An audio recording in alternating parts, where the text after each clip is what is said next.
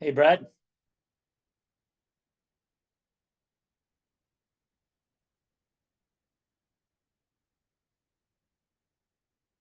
Louise.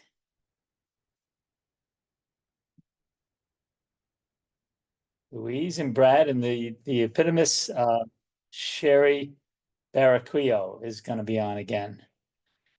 If that's you, please change your name because I'm not Denny Grimes. I just see here. So I'm going to go change my name, not to confuse people. Can you guys hear me? Yep. Okay. Bisbo Brad, congrats again. That was great news that you shared Oh this morning. yeah, I've got 31 that I'm working, 31 of them. What's really cool about it is, so I was going through the list today.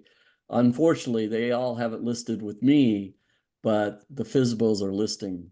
They're either selling or listing, and it looks like the percentage rate of FSBOs in the last, what I want to say, 35 days have converted over. So let's see, the percentage will probably be at least 80% of them converted over to selling with a realtor. Did you say you're tracking 31? Yeah, I've made that my that's one of the people that I go after. That sounded weird, but anyway, that's one of my lead sources. I want to get really good at it because they got their hands raised, like, hey, I want to sell my house. No, I mean you're tracking 31 FSBOs. That you have a good follow-up system, clearly. Well done. Yeah, I put a smart plan together in Command, and I'm using the Jeff Glover's kind of using his help me out using his guideline. Are you doing 76 hard right now with him? No, I'm not. I should be, but I'm Okay. not. Yeah. Right now I'm in bold. So I mean that's what I'm doing right now, but that's a big difference, obviously. Yeah. So Like bold on steroids. yeah, exactly. Okay. Well, it is 10 o'clock on the nose here in sunny and balmy Scottsdale, Arizona. Just a mere, I think it might be 103 degrees. That's nothing for us. So welcome to Mastery, wherever you all are.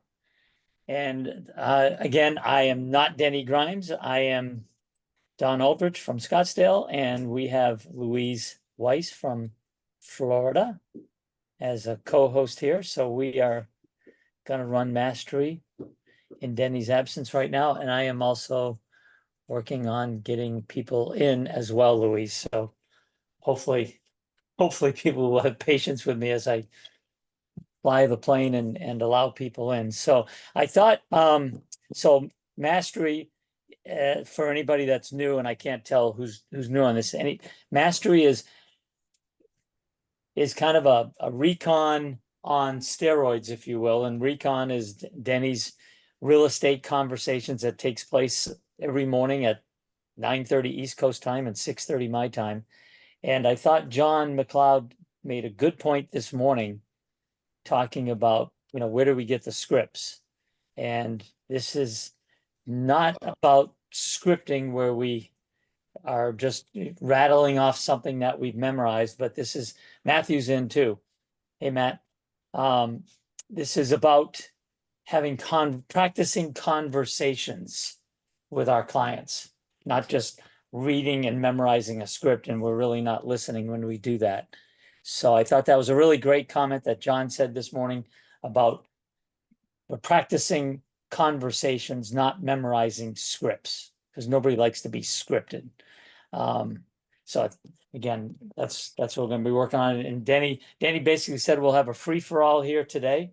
Unlike the last time I hosted and we went through a presentation that Denny had given the day before. So let's leave it up there. We got Matt. We appreciate your input as well when you can. And I will continue letting people in. We've got 12 participants. So who would like to go first? Do we want to do NAR? Do we want to do the for sale by owner a little deeper, Brad, that you don't get to in 90 seconds? This is our call, your call, and your hand is up. So you're batting first. Go ahead, Brad. What are we working on? Great. What I want to do is I want to continue the price reduction. We did a price reduction this morning. I want to work on Yes. that just a tad bit. Okay, So and if I recall, it is at the table, mhm, right? that is correct. And what I caught this morning was that, and we've all been there, we've all been guilty of it. You were accused, or you self-accused yourself of setting the price, which you then acknowledged, and you fell on your sword. And then, and then I was like, oh my God, he did it again. No, Brad, you did it once. Don't go to 450. We don't know what the market's going to do. Mr. Seller, where do you want to put the market? Put it on them. So Okay. we can go deeper with that. Matt, do you want to be that seller, or Louise?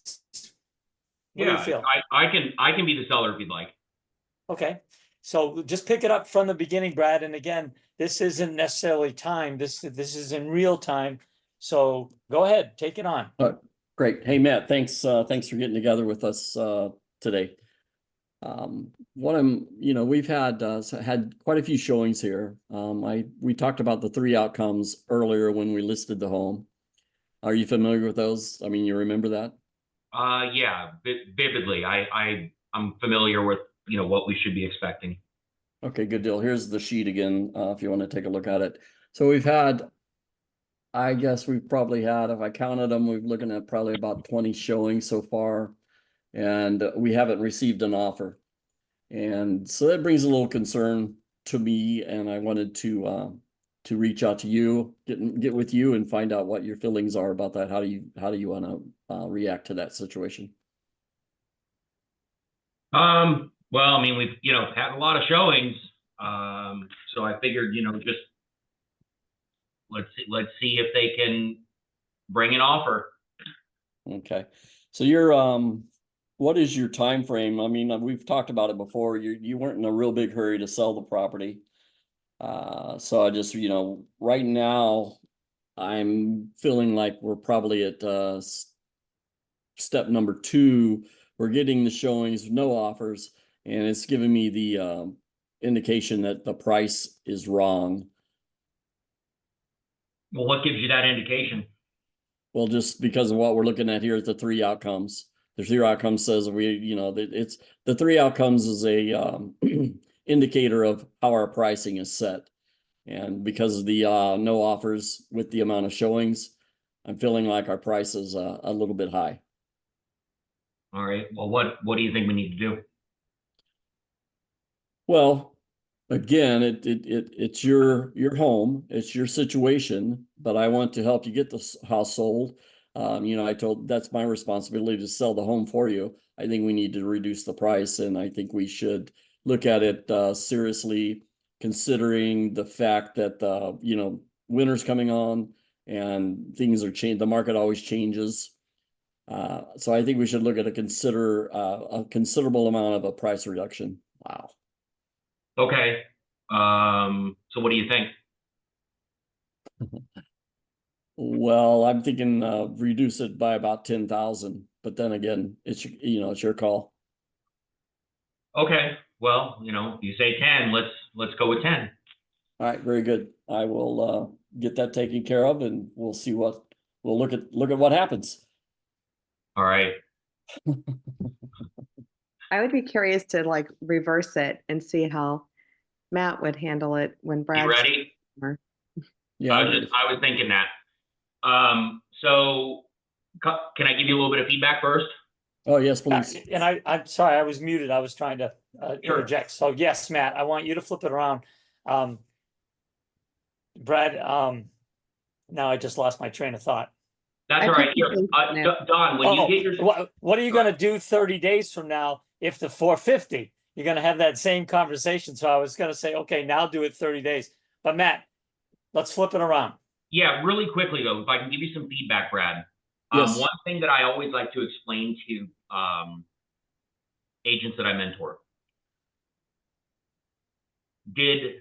and I'll ask it in a question. Did your clients hire you because you have a real estate license and a pulse, or did they hire you because you're the expert that they felt was the best person to get the property sold? The answer to that question is they had the property listed for sale by owner. No, not the specific. No. I'm giving hypothetically. When your client hires you, are they hiring you because you have a pulse? The expert. There the you expert. go. Okay. This is my constructive criticism, Brad. I love you with all my heart. I do. You're my brother in Christ, but you reek of lack of confidence when you present the way that you do with that way. And that's not to say that you lack confidence as a person. What's new to us and what we don't practice lacks confidence. So things that we don't practice regularly, we will reek of insecurity. I do all the time when I stick my foot in my mouth and I don't practice things. So I would highly recommend set a script, get a script for price reductions. Okay. Write it yourself if you have to. This is how we're going to present it. And then you practice it until you can't get it wrong. And then you internalize it so that you can shoot each bullet when you need to shoot it. Remember, I always say that a script is like a belt of bullets in the Wild Wild West. Right. And you need to know which bullet to fire when. It's not about 1, 2, 3, 4, 5, 6, 7, 8. It's about knowing, okay, boom, 1, boom, 6, boom, 3, boom, 8. You know which one to fire when. So get the script, internalize it. This is how I'm going to present price reductions. It seems like you aren't doing that or you haven't done that. That's why you're presenting. There you go. That's why you're presenting the way that you do. So, all right, I just want to throw a couple things in, Matt. Great observations. And Brad, here's what I wrote. Kind of like what John said this morning. You want to own it. And when you were speaking about the 1, 2, 3, you said where you were versus letting Matthew say where he was. We want to leave the seller to say, where do you think we are versus I'm feeling, I think the market should be doing this. You never blamed, you want to put the blame on the market, not you, and give Matthew the chance to say it versus you saying it. He set a trap for you when you said, what do you feel we need to do? And he asked you twice. And again, a better word would be reposition ourselves in the marketplace versus reduce the price. Again, this is all language, right? Yeah. It's fees instead of commission. It's seller incentives instead of seller compensation. And again, right on Matthew's point, once you internalize this, I believe you're going to be able to shorten stuff down and ask more questions versus going into a big explanation. So just keep those in mind as Matt now flips it around to you. May I add one super quick thing? Yes. When we recap, we have stats. Let's be accurate with our stats. Instead of saying we had around, just look at the number in showing time and say we had 20 showings. It sounds a lot more confident than we had around 20 showings. Good. Perfect. 3 different ways to listen to it, Brad. And again, this is what mastery is about. This is a deeper recon experience, if you will. So we love you. You stepped out, and all right, Matt, you're at the table with Mr. Brad. All right, Brad, you ready to talk about what's going on in the market? Yeah, let's see what you got. Okay. Did you see that email I sent you a little bit ago with the Loom video? Talked about market stats, what's happening. Did you see that? Yes, I did. I just looked at that. Okay, awesome. So we're on the same sheet of music. All right. So far, Brad, we've been on the market for 90 days. Okay. We've had 2 showings. We've had 0 offers. These are the properties that have gone to contract that we were in direct competition with, which you saw in the email. Some of them offered a little more than us. Some of them offered less than us. But on the whole, do you know what the consensus is with those properties? Well, they sold and mine hasn't. Right, they sold and we didn't. So we've also been viewed 1,000 times in the 90 days. And we've had how many showings did I say, guys? I'm stepping out real quick. Two showings. And we've had, so out of the 1,000 views, 998 of those buyers have said universally no. So based off of the market response, what are your thoughts at this point that we need to do to get this home sold? Well, when I had it listed myself, we had quite a bit of a lower price, or I was running at a lower price. We agreed that we'd work at this price that we started at. So I think it looks like we need to make a price adjustment or an Okay. improvement. Yeah. What do you think we should do?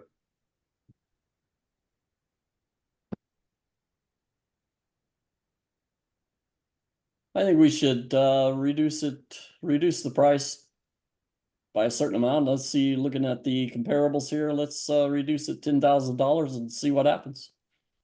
Okay, perfect. We can certainly try that. Hey, did you see this property over on 123 Main Street? We're right now we're at 499.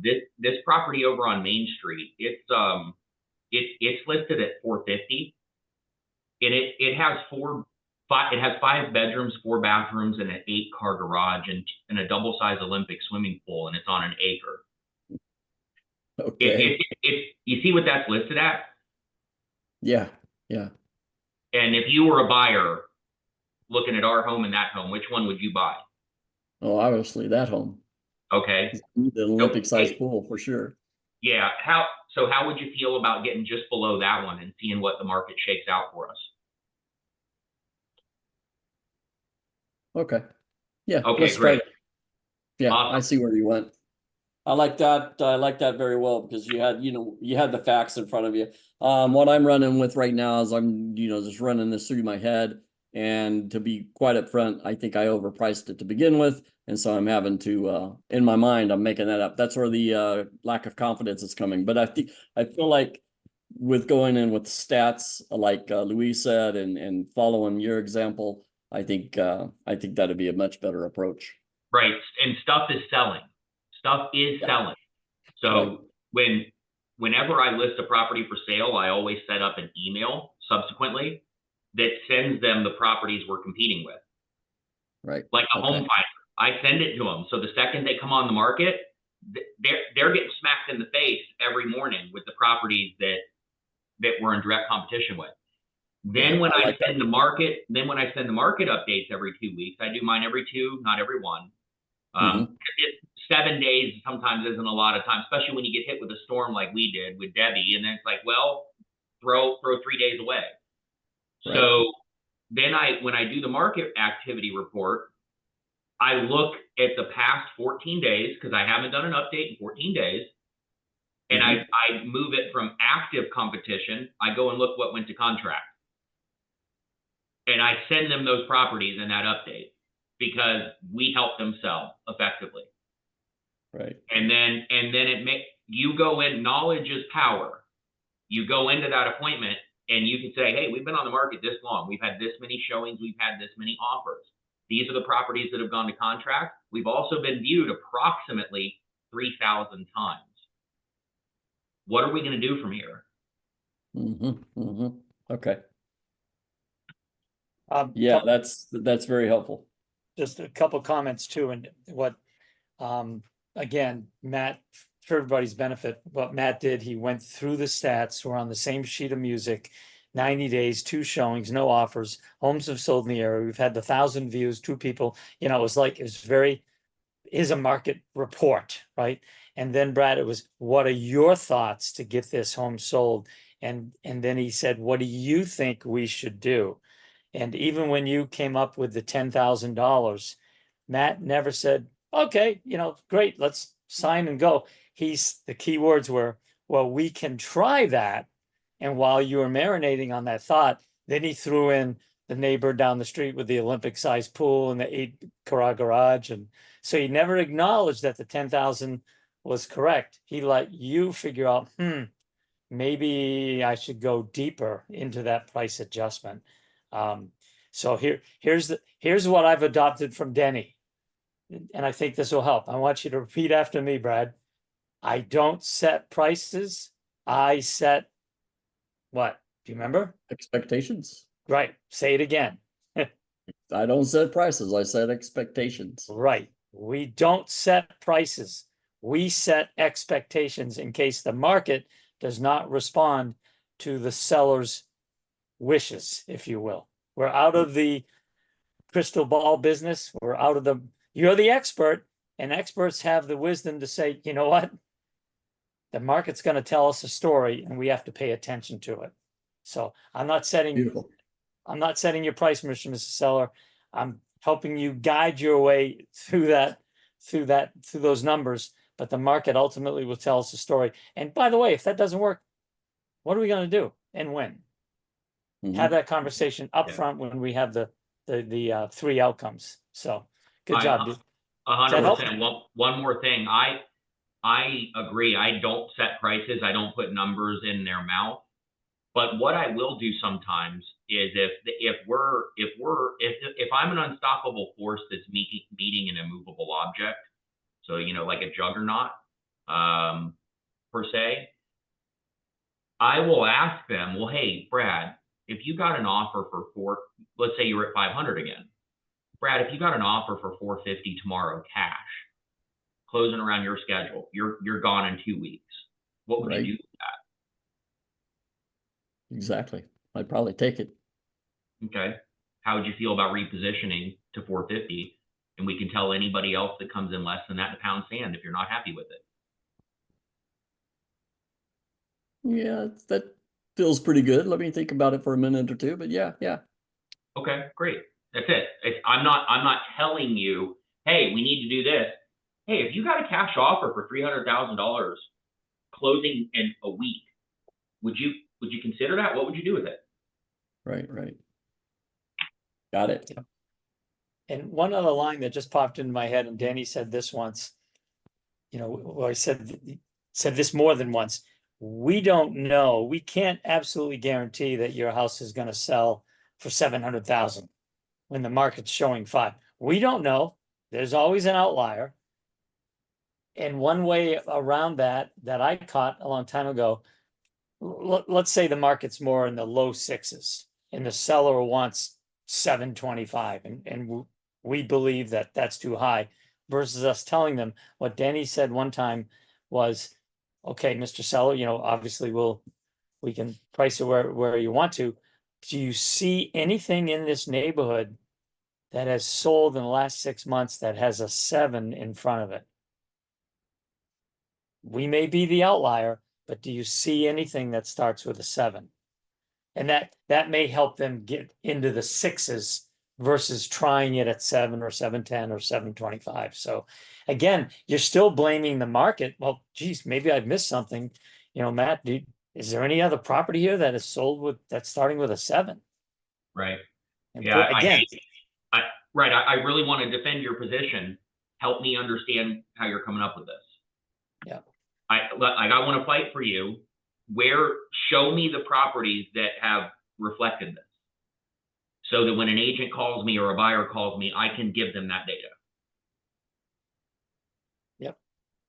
So the next time we do a buy owner on Recon, Brad, you're going to be like Super Brad next time. You got Saturday and Sunday to work it, right? So I'm working it. I'm it's working it. good. So I have a thank quick you for question stepping up. I have a quick question for you, and I think I know the answer. When you present market information to the client, to the consumer, are you also looking off market, like at the property records to see what's sold off market? So you won't be surprised? No, I am not. So I'm not looking at it. I'm just looking at what's on the MLS, There could the be for information sell by there. owners, right? That's all. Mhm. Because it would be a little bit embarrassing if they had that information, we weren't prepared. Off market. Okay, I have to Good- look into that. Good point. Property We always right. want to know more than they do, right? Just Yeah, go to like your what tax, Matt said, knowledge is power. So yeah, that would be a plus. look at your tax records. So. Okay, well, thank you for stepping up and working that out. Where is Flemington? Just for the benefit of everybody on the call. It's north of Springfield, Missouri. It's right near Palm de Terre Lake where I live. And then Okay. it's one of the areas I cover. I cover Stockton Lake, Springfield, Missouri, and then Flemington, Pomme de Terre. So, That means, yeah, I got Springfield, Missouri, so that's good enough for me. Keep it simple, right? For okay. people that really know your area, now they know more in detail, but good. I didn't know where Flemington was, so, okay. Well, what's next? Who's next? Louise, you got something? I have like a good friend on the call. I see A Mark really Benson good and friend. Yeah. I see a bald Sherry Barraquillo with the beard and the mustache. That's a handsome looking Sherry driving. So Mark recently celebrated 30 years, right, Mark? He's muted. Sorry, 29 years. Thank you. Feels like. It feels like 30. Would you like to share a scenario that you've experienced in those 29 years that we could benefit from? I feel like you have a lot we could learn from. I'm not sure exactly where you've been so far. I jumped in late on the call. Oh, Brad just went through a price reduction scenario with Matt. But basically, or bald Sherry. Oh, David. Maybe David has something. David's got his physical hand up. David? Scenario to do. Sure. I'm sorry, I just jumped into the call. Seller doesn't want to pay buyer's agent compensation. Okay. Seller does not want to pay the buyer agent. So the seller is listed, correct? No, like from a listing appointment. If you go to a listing appointment and Okay, they don't so want, yeah. all right, so you're at the table with a potential seller who's raising an objection about paying the buyer agent's fees. Is that right? Yes. Yes. Okay. Louise, you want to be that seller? Sure. Okay. Go ahead, David, David. it all looks good. You sound fabulous. I've just been seeing on the news lately that there's a settlement, and I don't feel like it would behoove us to offer compensation to the buyer's agent. Okay. And aside from the buyer's agent fee, are you ready to move forward? Good isolation. Yes, I am. Okay. Okay. So is it okay if we go over what will happen next? Please, yeah. Okay. So one of four things will happen in the event with buyer's compensation. May I share those things? Yes, please do. So I want to say something that I just found out from another state, but I'm going to leave that alone and I'm going to stay on script. I'm sorry.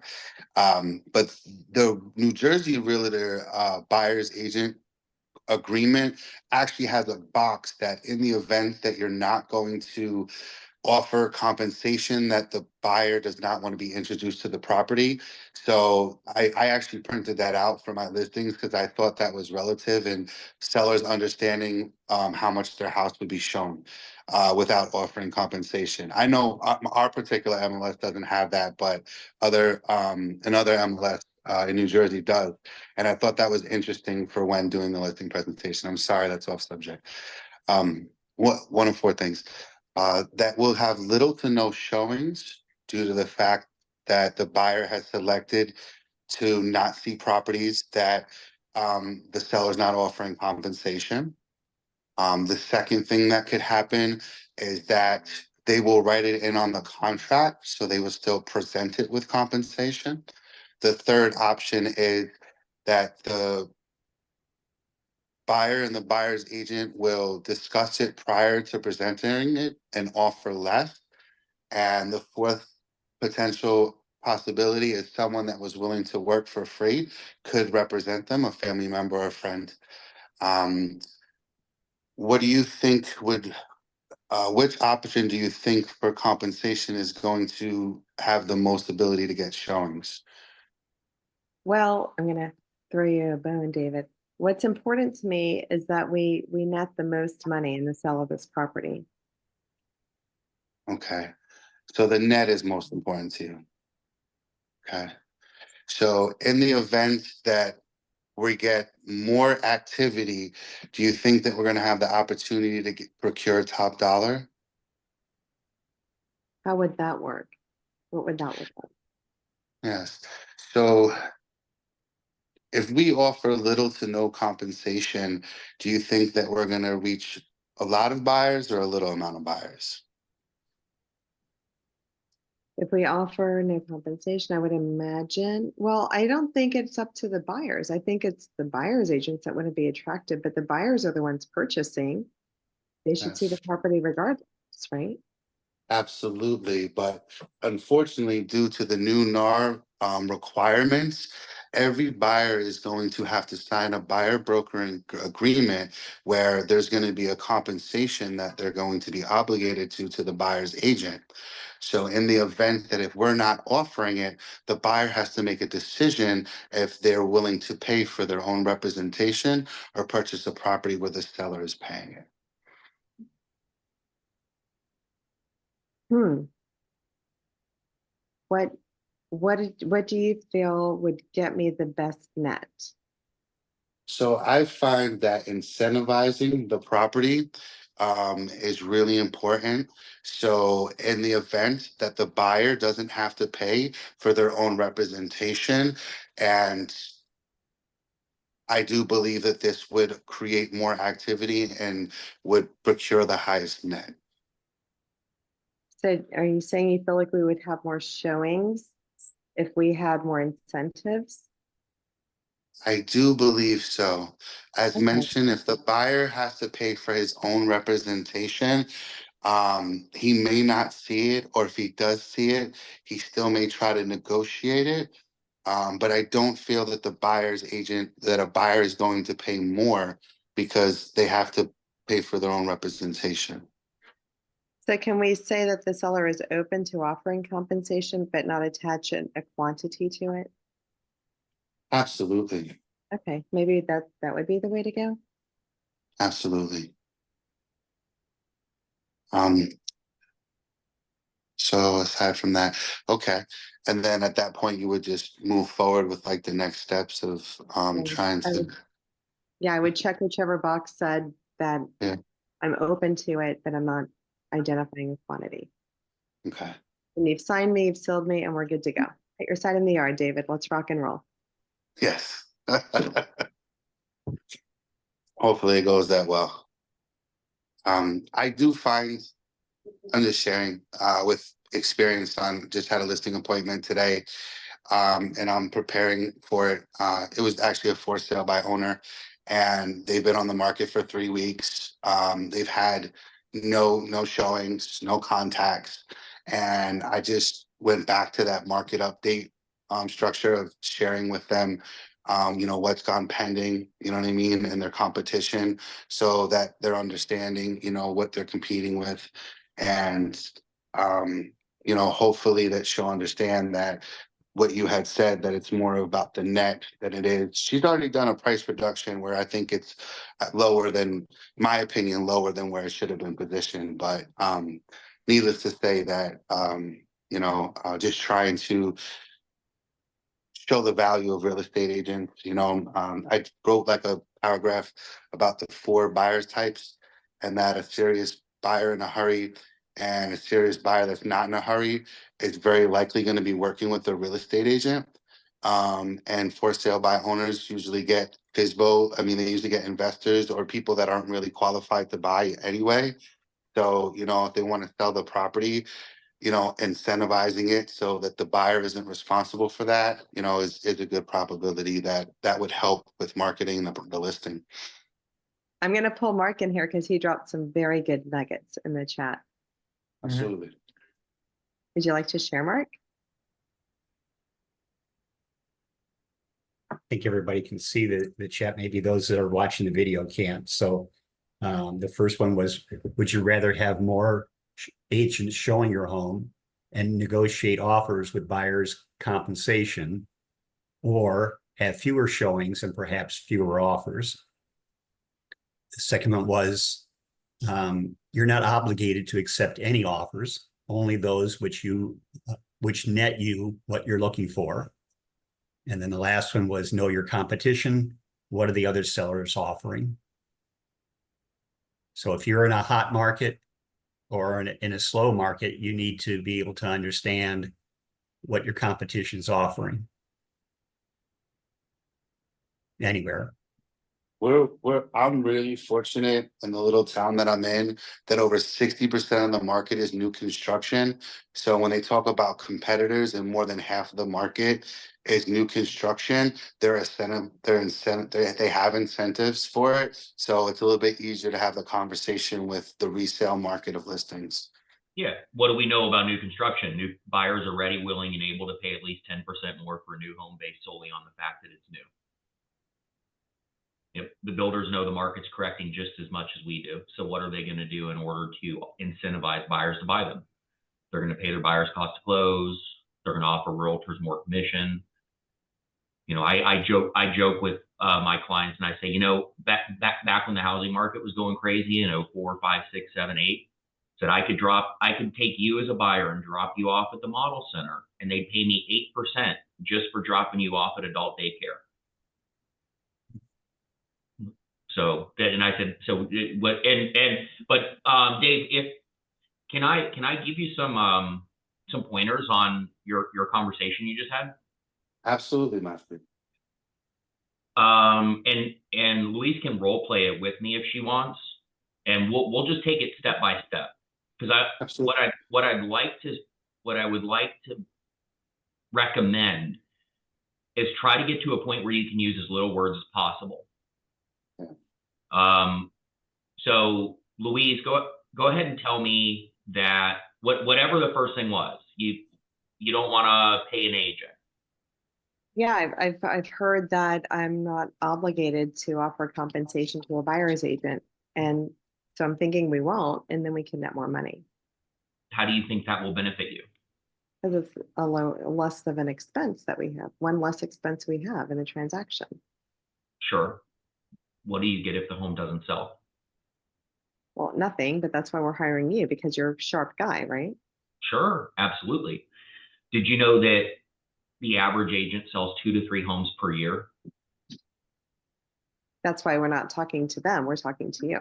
Right. There's a point to that, though. Would you like to know the point? Sure. So 90% of the money is earned by 10% of the realtors. The average agent sells 2 to 3 homes per year. So let's say that you were a starving buyer's agent and you were a little short on your car payment and you really needed to make a sale. And we could sell your home and potentially earn nothing. Could sell the home down the block and earn 4%, or we can take them to new construction and earn 5.5%. If you were that buyer's agent, which home would you be most excited about showing? The one with more, the one that incentivizes the agent more. Right, 5.5% just for going to adult daycare. Which one would you steer away from like the plague? The one that doesn't offer any incentive. Right. So how do you think we should proceed in order to get the most amount of money and the most amount of net for you? Well, it would be great to appeal to the agents that are stronger in their craft. But of course, we don't want to exclude anyone, right? We just need one buyer, and it could be with the agent that isn't so experienced. How would you feel if how long would you be willing to wait for that buyer? Well, I mean, we need to get to Wellington by the end of the year, so we don't have a lot of time. What happens if we don't? If we don't, my husband's gonna have to homeschool our children and we might get divorced. Is that an option? For one of the spouses it is, but for the other, no. Okay, gotcha. So it sounds like it's important to get there. Yeah. Okay, so if there were an advantage to offer some type of compensation to a buyer's agent, let's not get stuck on the amount. If there were an advantage to offer some type of compensation to a buyer's agent to ensure that your home sells by the end of the year so that you don't get a divorce, would that be worth your while? Yeah. Yeah. Okay, great. That's all. We don't have to go into percents and all that. I like that you said, let's not get stuck on a number, because I was about to go there. Yeah, Did you let's not get, You said that? let's not, well, no, that was script. That was my role play. Hey, let's not get stuck on the number. But if, and because here's the thing, let's take the listing, let's throw it on the market, and then I can call once we get an offer, they'll negotiate against us. So, but I'm not the bad guy. Me, Matthew Sharp, your agent, I'm not the bad guy. Let them tell us. So, does that help at all? David, Absolutely. Yes. And one thing that also is coming up that I just had this morning, and that I really like, though you weren't using that for that reference, it's great, is I didn't know that the average agent sells 2 to 3 homes. So that example that you gave, I was just trying to write it all down, is that yes, you can have someone to do it for a reduced commission that averages 2 to 3 homes, but are they going to stand their ground and negotiate to your best interest when 90% of the market sold by 10% of the agents? Because Right. they have a car payment to make. Because we're seeing a lot more agents taking lower in our market. Yeah. The parallel that I'm trying to make there, or the connection that I'm making there, though, Dave, it's not that there may be unskilled agents that are willing to do it for less. It's that the average agent sells 2 to 3 homes per year. So 90% of the agents in the marketplace barely make ends meet. So if they're choosing which homes they're going to show their client, they're calling me, the listing agent, hey, are you offering a co-broke? Nah, we're not. Pound sand. Can you see how that might not be a benefit to your client? And the motivation. Don't forget how Matthew tied in the motivation. Yep. And something I say when we're talking about the average agent selling 2, 3, 4 homes a year, and Louise, believe me, I'm more than happy to work with an agent like that if that's going to net you the most amount of money. In fact, we'll do their job if it means keeping the transaction together. But to cut them out, we may be losing the most amount of money for you. So I just put something out there that I'm willing to work with them. Hey, I'd rather work with a Matthew Sharp, or I want to work with the 10% that sell the most homes. But hey, if Susie or Bill just got their license yesterday, I'm happy to be the first co-broke. Let's work on this together. So establish that we're working, with everybody for a win-win versus we win, they lose. Just a side note. But what I also want to point out to the other participants is Matthew, Mark, David, you were very polished on that presentation. It was probably a little bit longer than it needed to be, and I want to point out that Matthew's presentation was also scripted. He said it so many times, though, it just sounds like a conversation. And that's what we all want to do is, again, know what to say, how to say it, which bullet to use when, Matthew. And out here in the Wild Wild West, that resonates with me. So good job. I But also, again, it's a stimuli that you just respond to because you responded so many times to it. It sounds very natural. That's what we're working on. So good job. I wanted to point out that Louise mentioned that they were moving to Wellington, and there's a thread to pull there is, are you going to be paying your buyer's agent then, or are you expecting the seller to pay it? Yep. Good point. And if I had to go there, absolutely, Mark. That was already in my head. It's like, what? So, all right. In other words, she's giving me the ammunition. That's what I love. I'm trying to say this as humble as possible. They feed me. They feed me the ammunition to fire back at them. And when you get proficient, when you become proficient enough at this, your clients, they cut their own heads off. You just have to be able to listen and then respond to it, not react. That's the difference. What you hear in a lot of the role plays here, and this isn't demeaning to anybody. This is practice. What you hear a lot in the role plays here is we're reacting because we haven't practiced enough to respond. So when you listen, you can internalize what they're saying. You don't even have to address it right then. It just goes right here like it did with Mark. It goes right in there, and then I'll bring it up when I have to. Well, and you ask the right questions, like you know which questions to ask to extract the information that you're looking for. Right. It's one of the analogies that I've used in the past is I know where to start and I know where I want to go. I don't control the middle. So it's like Dawn. Dawn lives in Phoenix, Arizona, or Scottsdale, Arizona, which is where I'm going to be buying a property. So we'll have to talk to you about that. I was going to mention it, didn't want to forget. But if I were to jump in my car right now and drive to Phoenix or Scottsdale, there's 5 different ways I could go, but I know where I'm starting and I know where I'm going to end up.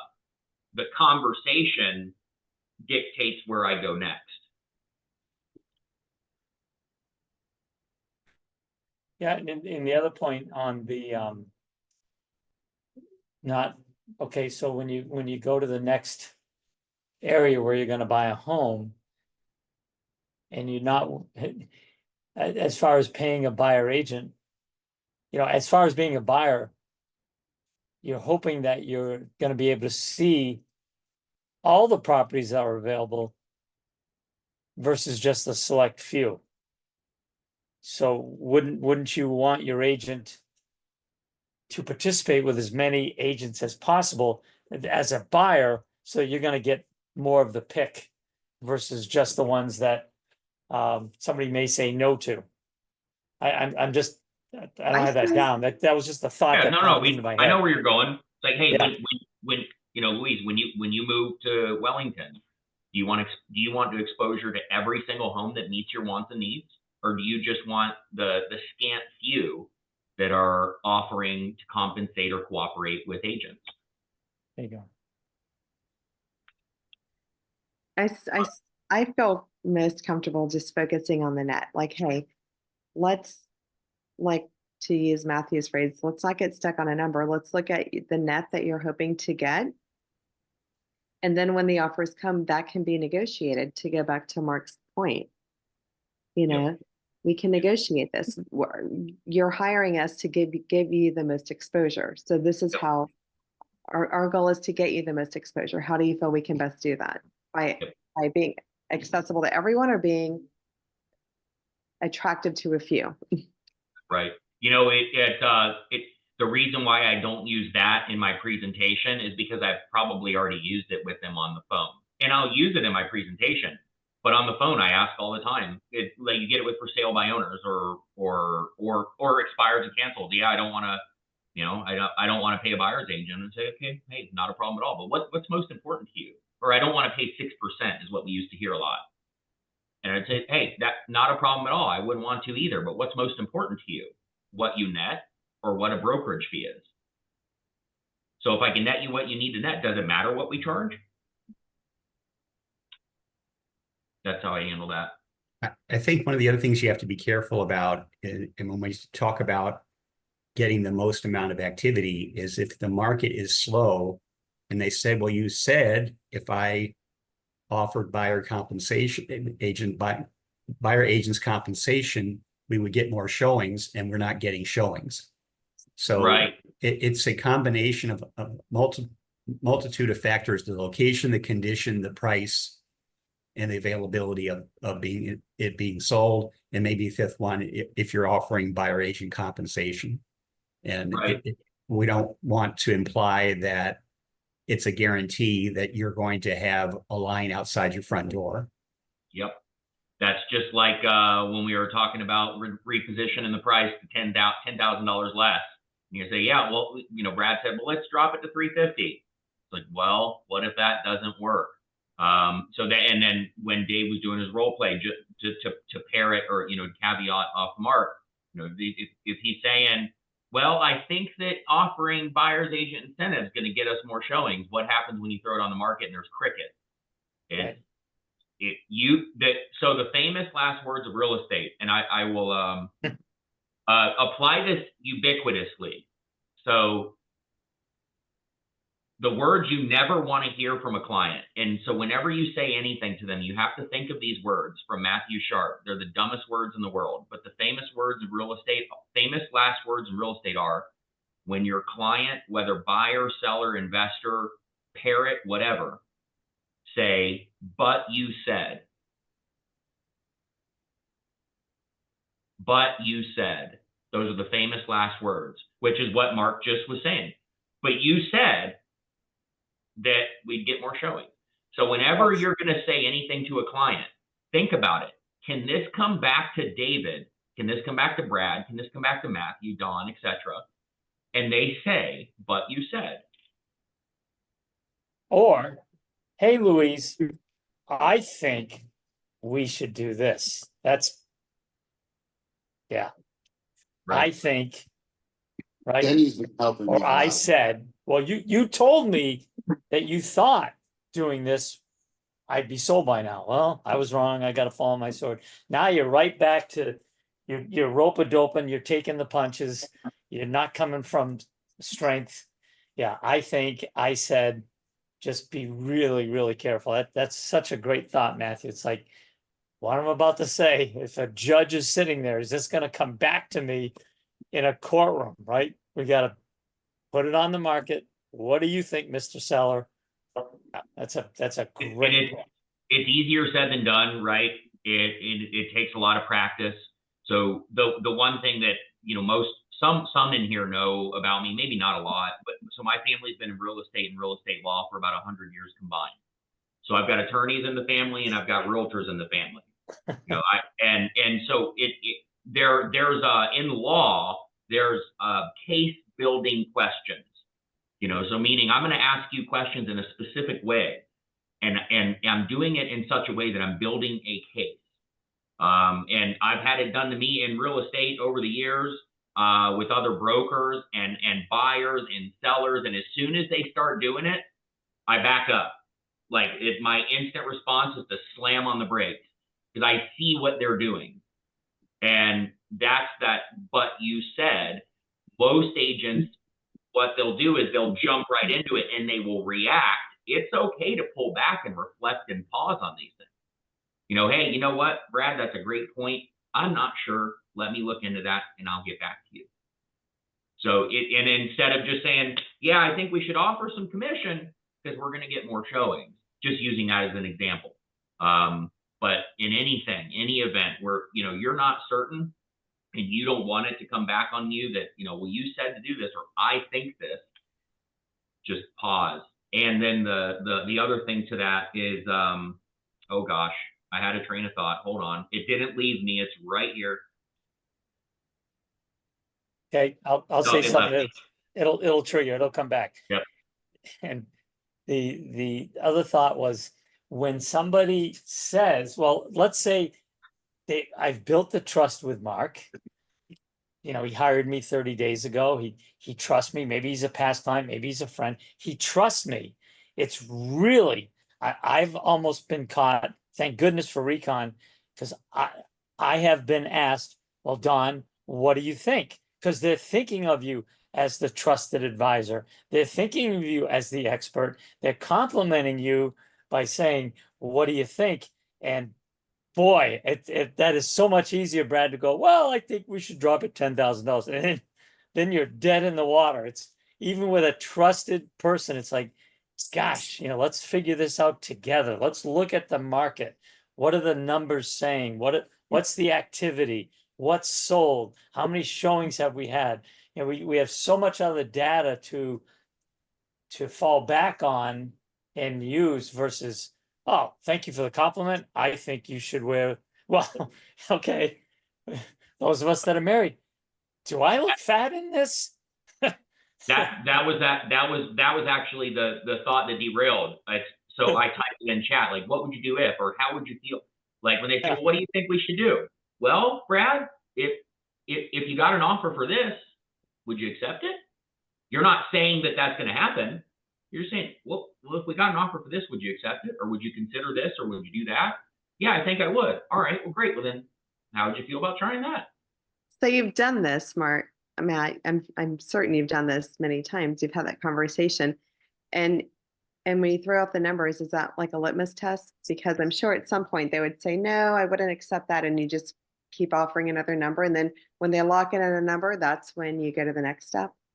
Yeah, absolutely. And typically the number's not too far off, but what I've also tried as of late, and this is like, is anybody in here in my service area? I don't think anybody in here is in my service area. Well, Louise, you're here, I believe. I'm on the other coast. No, I'm Oh, on okay. the East All Coast. right.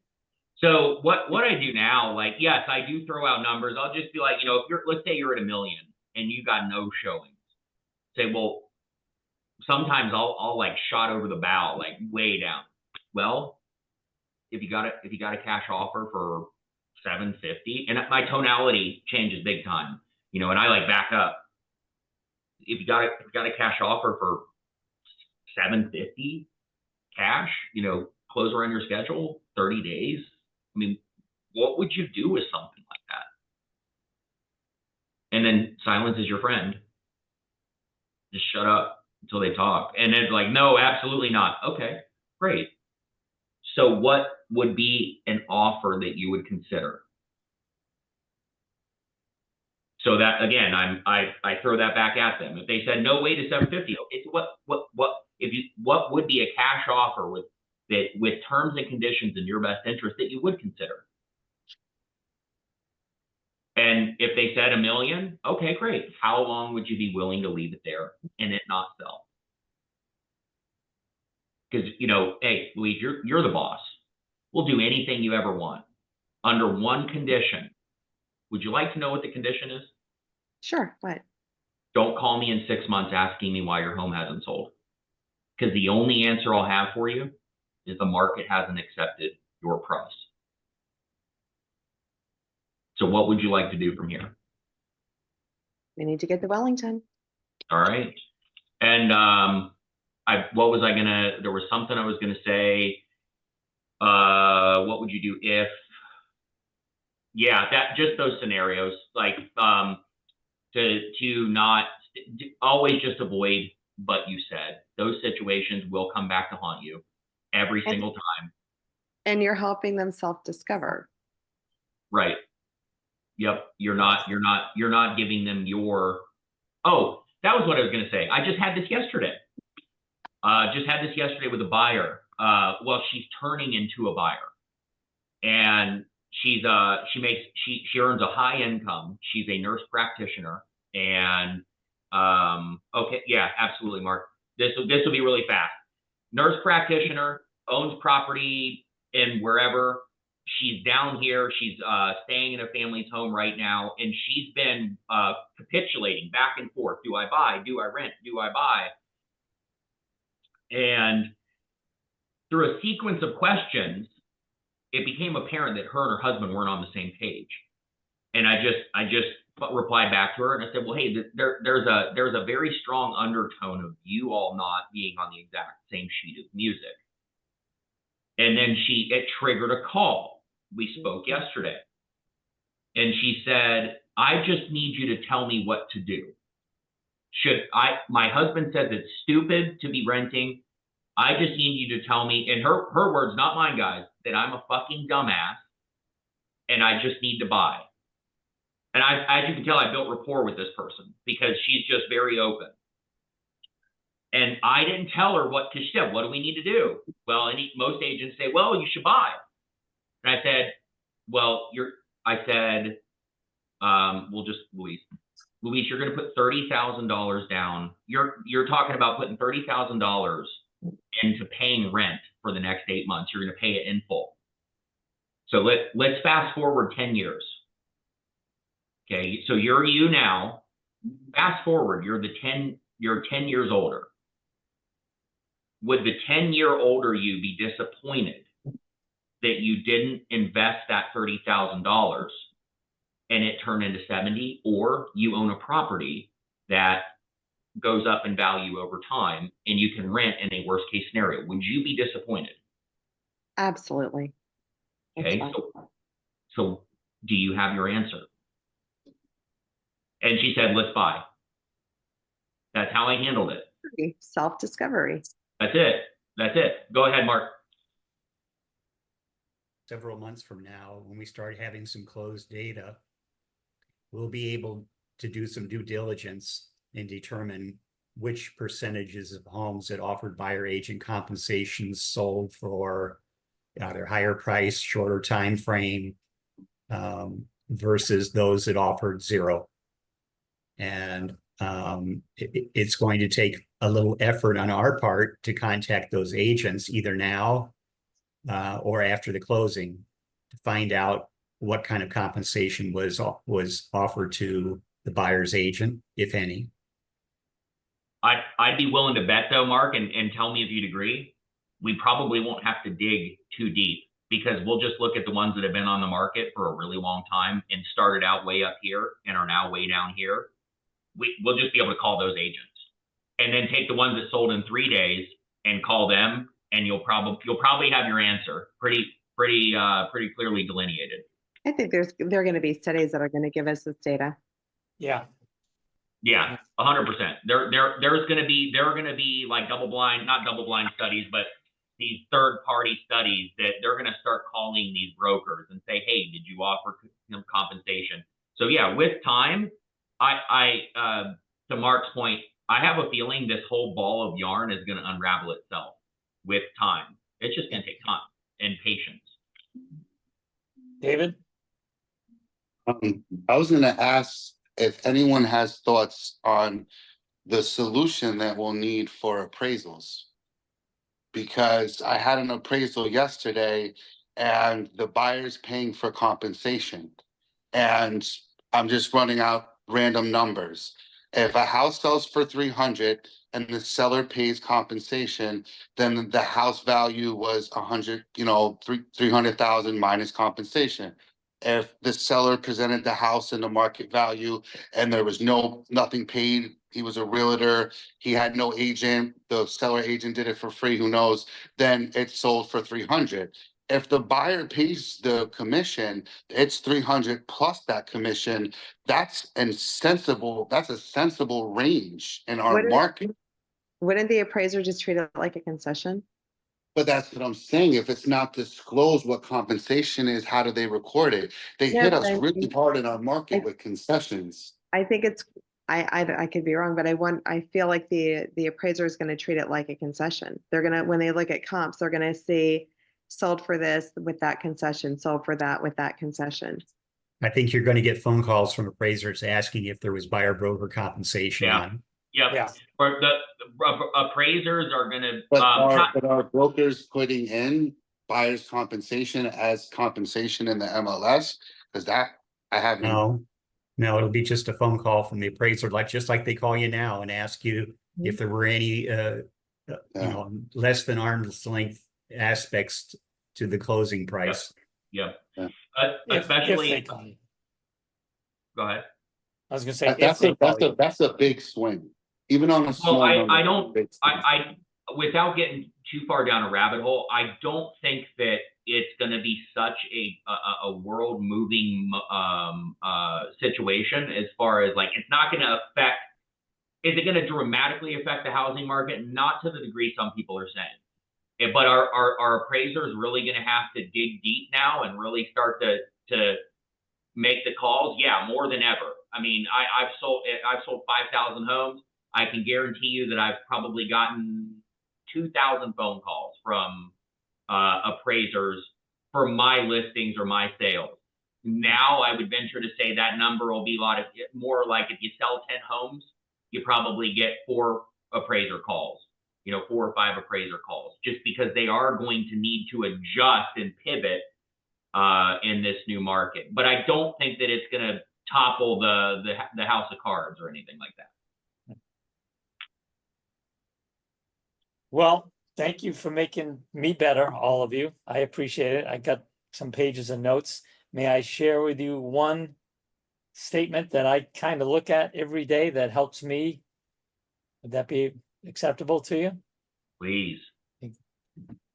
The power of the question is gauged by the length of the silence that follows.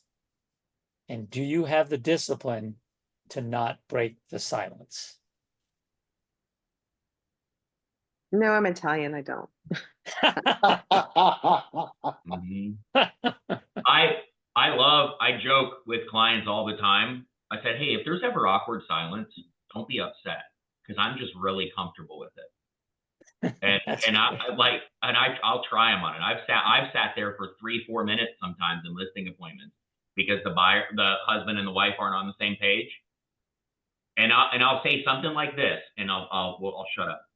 I'll say something to the effect of, guys, it based off of everything I've heard we've gone over tonight and everything I've heard both of you say, it is very, very observable that you two aren't on the same page. And until you two get on the same page, there's nothing I or a legion of realtors will be able to do to help you. So it sounds like you two need to talk. Would you agree?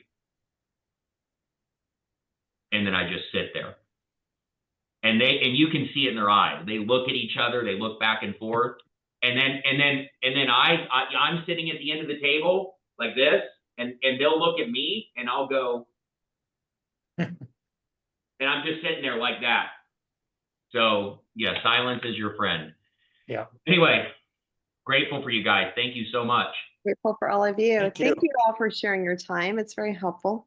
Yeah. Have an Appreciate amazing it. weekend. We'll see you on Monday. You got it. Thanks all.